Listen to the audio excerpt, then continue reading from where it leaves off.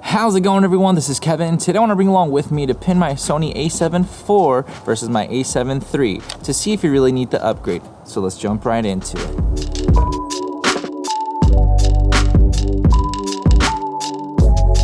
I recently got my Sony A7 IV and I really wanted to kind of just put it to the test to see if you truly need the upgrade versus the Sony A7 III.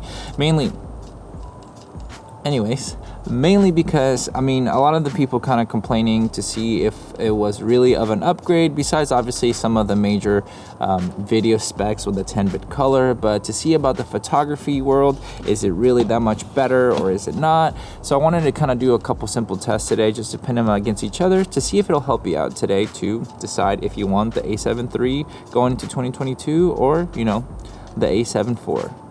My main focus will be to compare the files with the camera itself against each other, since they have a difference of megapixels when it comes down to photography. So that's something that I wanted to see if it really mattered to have 33 versus 24. I usually use my A7R III that has 42 megapixels for photography, but for the sake of this comparison, since it is the new version of it, I'm going to keep it with the A7 III just to see how it goes with a megapixel battle. I'll also be doing the video comparison going from the A7 IV now that it has 10-bit versus the 8-bit in the A7 III to see if it truly matters for the average kind of videographer and kind of the pro line type of videographer to have the 10-bit versus the 8-bit, and see if you notice that much of a difference that for you it justifies going to the A7 IV or not. Something that might be, I guess, obvious to some will be the flip out to the flip up screen, and see if it really matters to some. I mean, to me, it's not really much that you want to do of a comparison, but I know some people kind of were either really for it or really against it, so I just want to see the versatility of it to see if it really matters, I guess. Not really sure how much of a test you can do with it, but it's just for lower angles, I guess.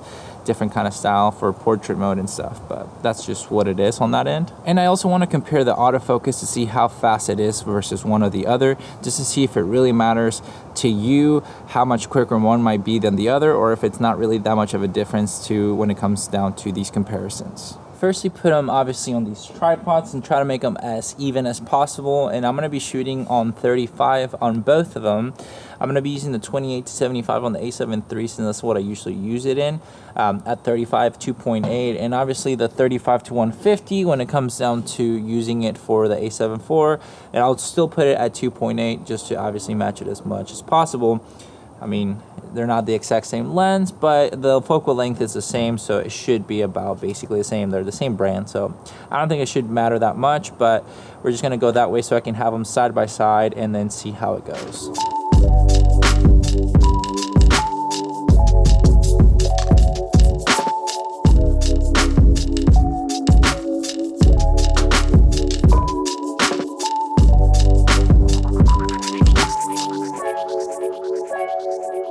So first up, we got the photo comparison using the A7 III and the A7 IV.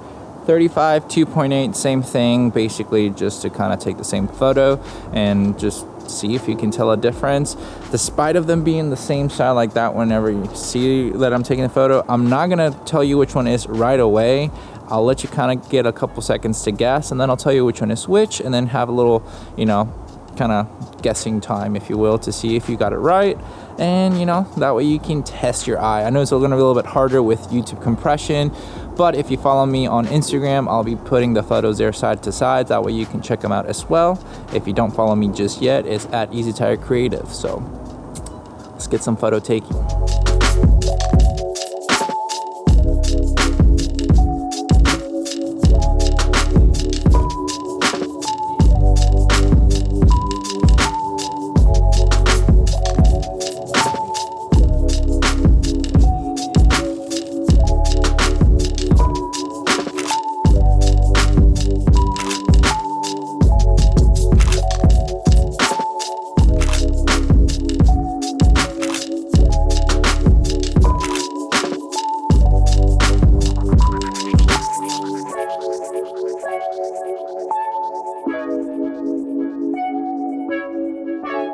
you go. Those are the photos we were able to take, basically side to side. I did one where it's just like more like obviously not as much movement, and then had her move a little bit to see how the focus tracking would be, and that way you can see up close and personal of the zoomed in version, if you will, of those photos to tell how much better it was. It's up to your discretion to decide. I'm just here providing, I guess, the evidence, if you will, and you get to decide what you will of the evidence to see which one works best for you. But the one cool thing about it that I noticed from the A7 IV versus the A7 V, hold on, there we go, is that honestly the eye tracking was so much faster with the A7 IV. Right away, I didn't even have the right, if you will, focus point, and it was already like looking at the eye, versus the A7 III really wasn't. So I had to kind of change it to the flexible point, the large one, to put it right on top of their heads on both of them, just to keep it fair. And that would do like the burst mode as well with some movement to see how well the autofocus was with that. So that's basically the little testing of that part.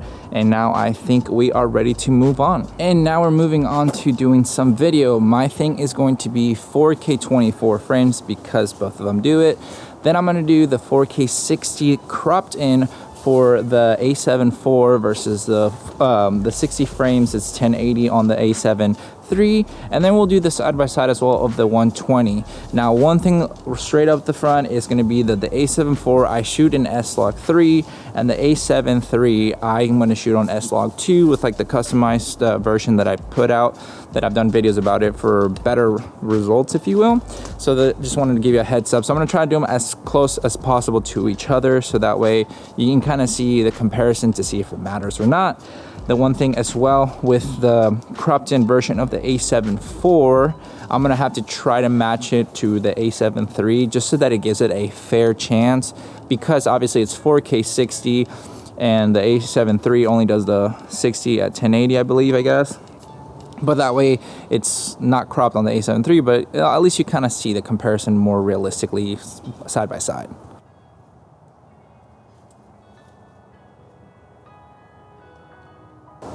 It has the little eye autofocus on that one, and that one has the good old face box thingy right there.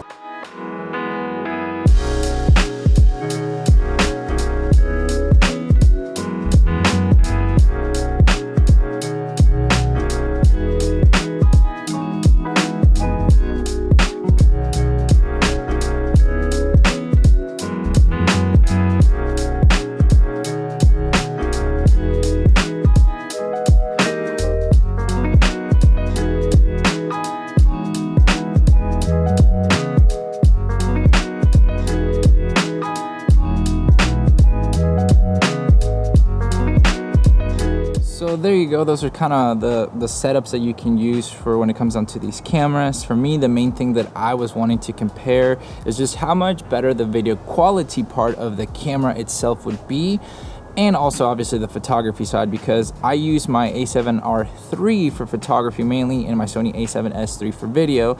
But now that I have the A7 IV, I've been obviously using it more for the photo part of my journey, basically with all these cameras, and then using it for some video if I need to, especially if I want to condense down to one camera whenever I want to go. Am I able to kind of blog easier? And especially because of the flip out screen, I can do that a lot easier. Well, not with this lens obviously, but I'll be able to see myself with this little bit of a camera, little flip out screen. Now, when it came down to the A7 III, it wasn't horrible obviously for the type of videos that I would do, especially for the vlogging stuff if you want to do it. The only drawback was that it had a flip up screen, and I've made a video previously where I had the Uric kind of like mirror thing where it goes on top and you can see yourself, so you can vlog and kind of see yourself a little bit easier.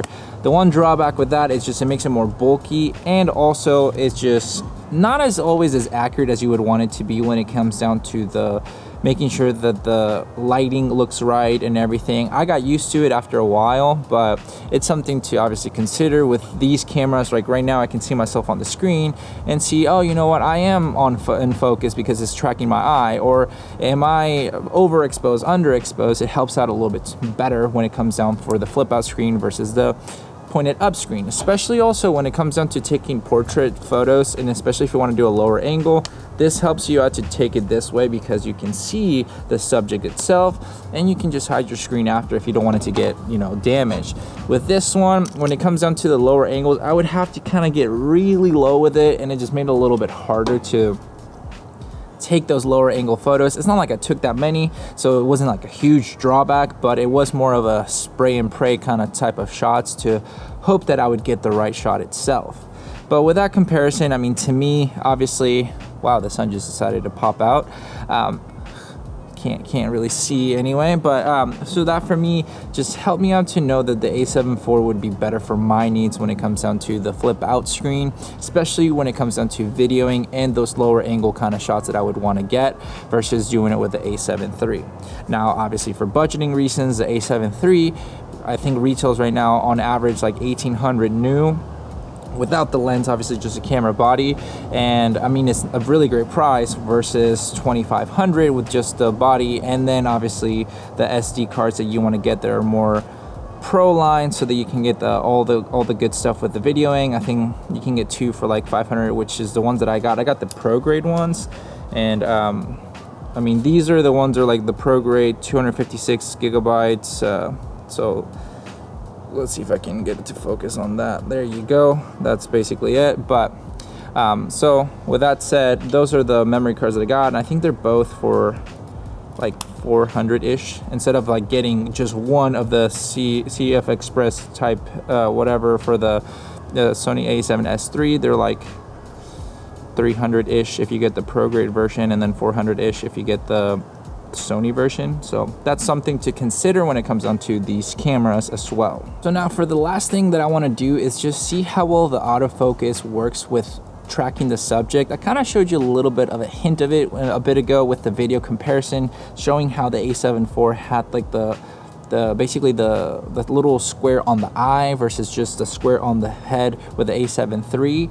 So these cameras were going to be pretty great with like the autofocus, but is it that much of a difference? Which personally, I'll kind of just ruin the surprise. It is a big difference because especially when it focuses on the eye, you can choose which eye what you want with the A7 IV. With the A7 III, the eye autofocus kind of works on the photo. I haven't really had it to work too much on the video, I guess. I don't even know if it really does it.